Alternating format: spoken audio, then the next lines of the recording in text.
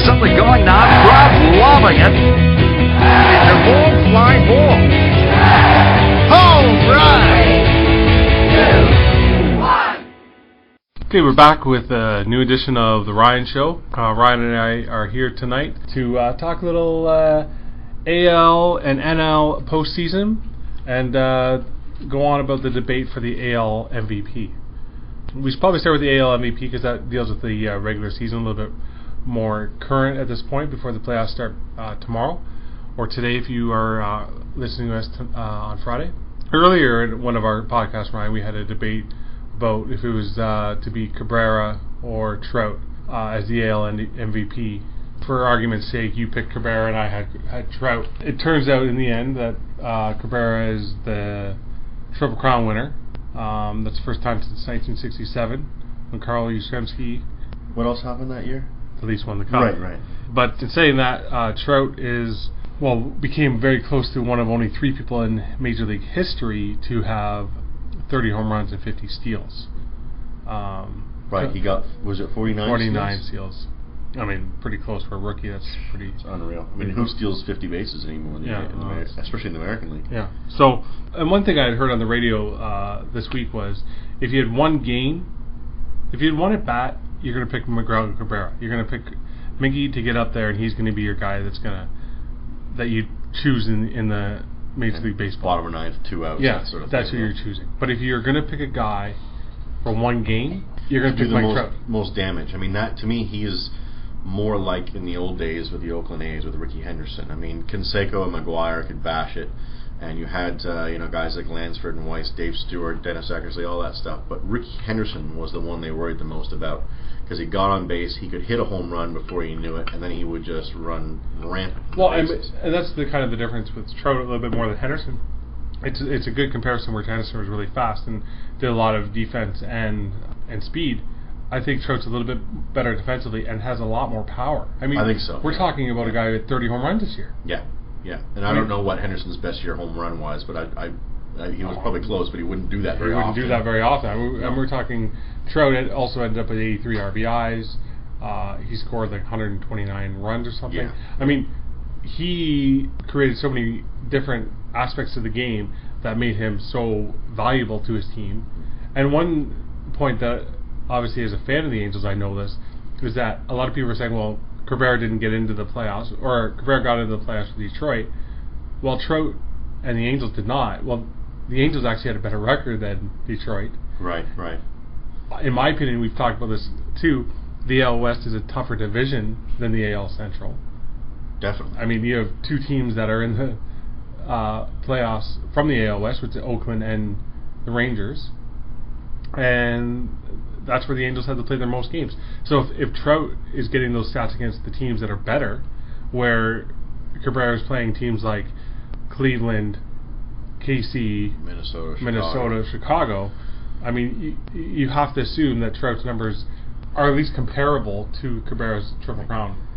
And we also know that, he played in the American League West, which stadium-wise, those stadiums are not built for pitchers and home run hitters. You know what I mean? Not to say Trout isn't a home run hitter, but his home run stats and RBI stats may have been increased if he was playing in a much smaller stadium. Absolutely. I believe that if Trout was playing in Detroit, his stats would be higher, where Cabrera is playing in Detroit and he gets good numbers. Now, Cabrera's a great hitter. Like I don't want to I want to deny how great of a year Cabrera had. I think he had an absolutely phenomenal year.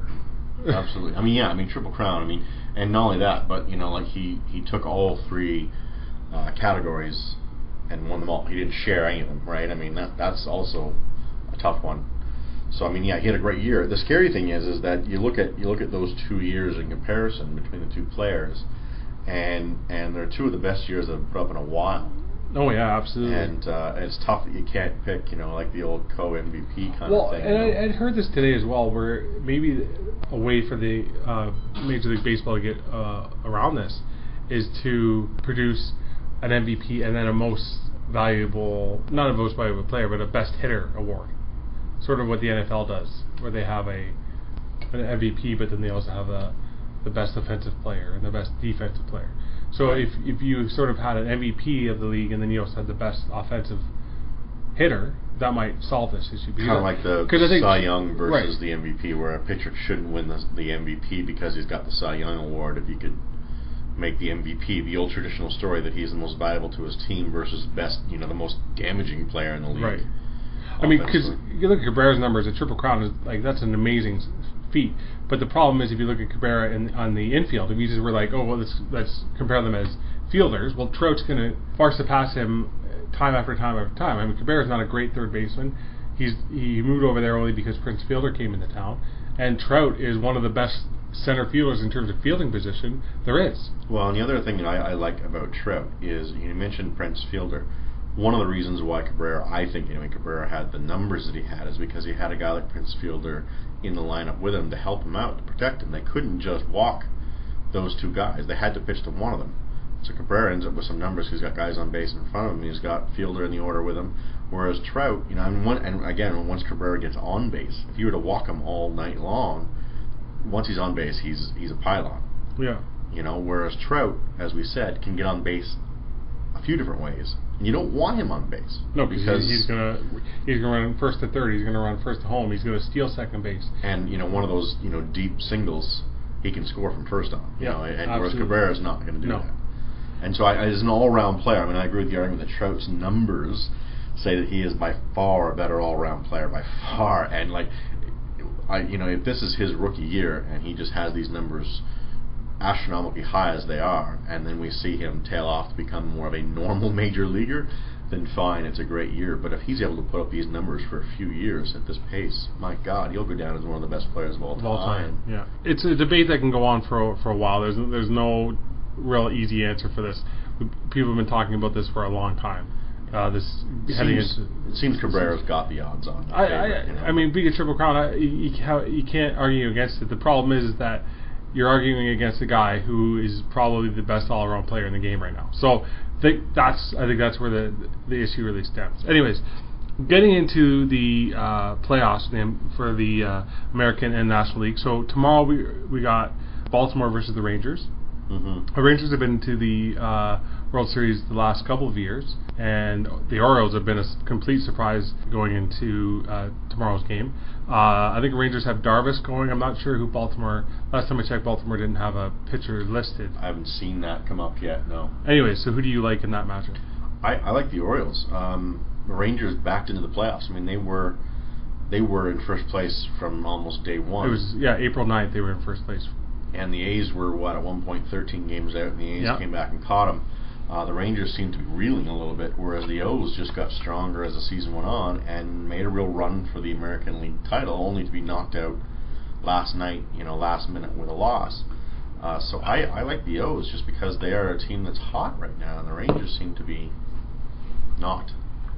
The one thing I will say about the Rangers is that they have Darvish pitching. I did watch the Rangers versus the Angels the last couple of weeks when we were heading into that stretch run, and when Darvish was pitching, he was a very dominant pitcher. So I think if you have the Baltimore or if you have the Orioles, then I will take the Rangers. I think I like Darvish. I like the fact that they have a little bit of veteran leadership there. They have they've been there before. So I think the Rangers playing at home, Darvish on the mound. It looks like it might be Saunders against them. Joe Saunders is a fourth or fifth pitcher, in my opinion, traded from the Angels to the Diamondbacks, and the Diamondbacks traded him to Baltimore this year in a late season trade. So I like the Rangers at home to take Baltimore. And this is something we haven't seen before, right? This is the different dynamic, as you said. When you pick a team like this, O's versus the Rangers, it's not a series. It's that one game and you're done. Yeah. Now heading over to the National League, we got the Cardinals playing the Braves in Atlanta. Kyle Loesch is the starter for St. Louis. I think he was 16-3 this year. Where Chris Medlin is going for Atlanta. He was 10-1 this season. Medlin is sort of a up-and-coming pitcher. He's like a Strasburg #1 pitcher prospect in the Braves organization. Had Tommy John last year. They brought him along slowly. But when he got his groove, and he finished 10-1 on the season. Right. So in this matchup, Brian, who do you like here? I'm going to pick the team with the most wins, and that was the Atlanta Braves. They're home. The Braves are very difficult to go against here. I think in the season series, the Braves were 5-1 against St. Louis. St. Louis has been there before as well, but the Braves, I just think, have an all-around good team. They just finished right below Washington, who had the best record in baseball. I think if they played in any other division, they were the top team. So I like the Braves in this matchup as well. Now, it just came across the wire not too long ago that they are not going to start Brian McCann at catcher. They're going to go with their young kid, Ross, I think his name is, Ross. catcher. Yep. Do you know much about that? Is that a good move to go with her? I think what's happened there is McCann's been hurt a lot this season, so it's very I don't know if he might be battling an injury right now. Ross is very capable. On any other team, he'd be a borderline starter to a good backup. I think if McCann's injured, that hurts the lineup because McCann can hit. But I think if he's injured, then he's not as efficient on the defensive end in terms of a catcher. And I think in a one-game series, you do need to be more worrisome of your defensive catching because pass balls and wild pitches can determine a run, which could be the only run scored in the game. So I think you have to be careful of that. Okay, so having said that, and without getting into too much detail, of course, because we're going to touch on this when these wildcard games are completed, in the American League, the winner of the O's versus the Rangers are going to face the Yankees. Do either of these teams have a shot at beating the Yankees? Oh, I think they both do, but I think more so I think the Rangers do. I mean, the Rangers have been in the World Series the last couple of years, like I've stated earlier. If the Rangers win the game, they stay at home because of the format this year, 2 at home for the away team, for the lower seed, and then 3 in New York City. If the Rangers can get on a little bit of a roll and win against Baltimore, obviously they have to do that to make it on, win both at home, the Rangers only have to win 1 in New York. Now, I'm not saying that it's easy, but for a team that's been in the World Series the last couple of years and had their back up against the wall, obviously to get there, every team does if you get to the World Series. I think winning only 1 game in New York is very feasible, especially with the fact that the Yankees pitching staff is not what it used to be. They have Sabathia and guys who are named guys because they pitch for the Yankees, but Pettit, it's not the Pettit we used to know. He's still good, but he's not like he'll give you a good 5-6 innings. But if it's not Sabathia, then I think you got some trouble. And there's no Rivera at the back end either. So I mean, that's no. And Soriano has been great this year, but he's not Rivera as well. You're right. Well, on the other side of the card is Cardinals and Braves. The winner will face the Nationals. The Nationals now. Strasburg is a whole big issue for me because I had him in fantasy this year in one pool. Right. I mean, with Strasburg not being there, I think it's difficult for the Nationals. Now, the Nationals have had a great season so far. They weren't anticipated to win the division this year, but they did. They went out and did it. And what could be great is a Braves Nationals series. I mean, they're in the same division. They have the best 2 records in baseball, and I think that would be an excellent matchup. It would be very intriguing. I think the Braves can take out the Nationals just as easy as the Nationals can take out the Braves.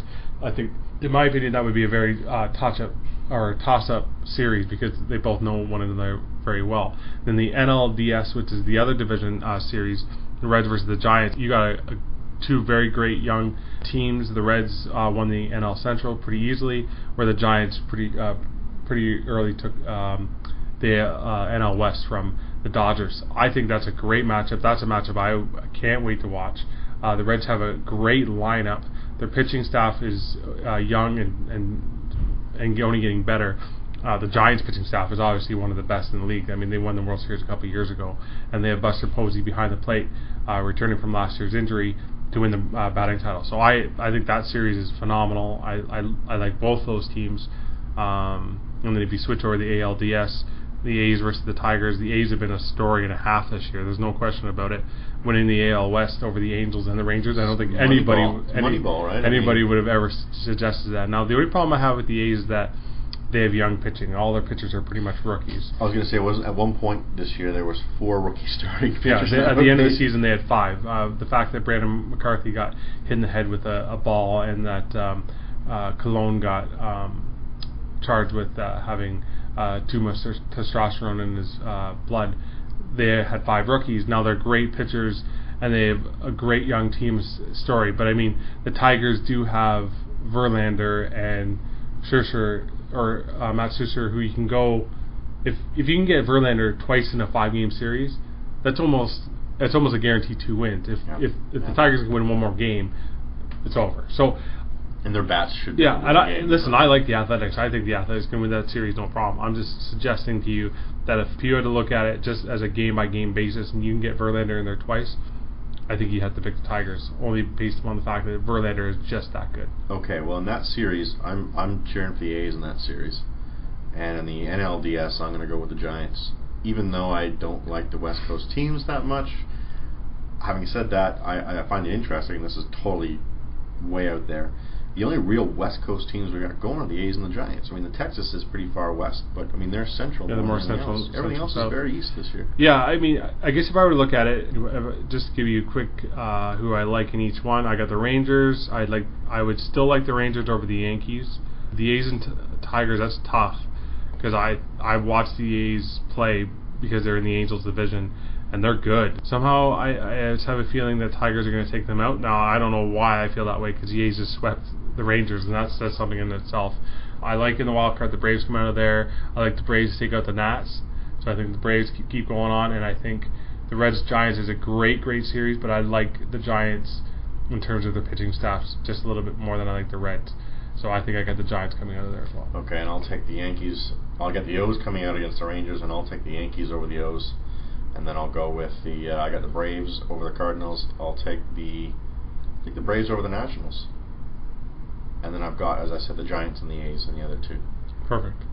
So we'll see if those predictions come out to be right. Remember, guys, it starts tomorrow with the 1-game series, or Friday if you're listening to it today, with the wild card series, AL and NL.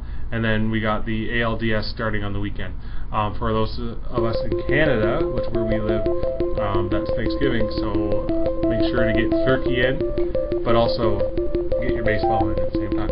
Alright, stay tuned for next week. We'll be updating the MLB playoff situation.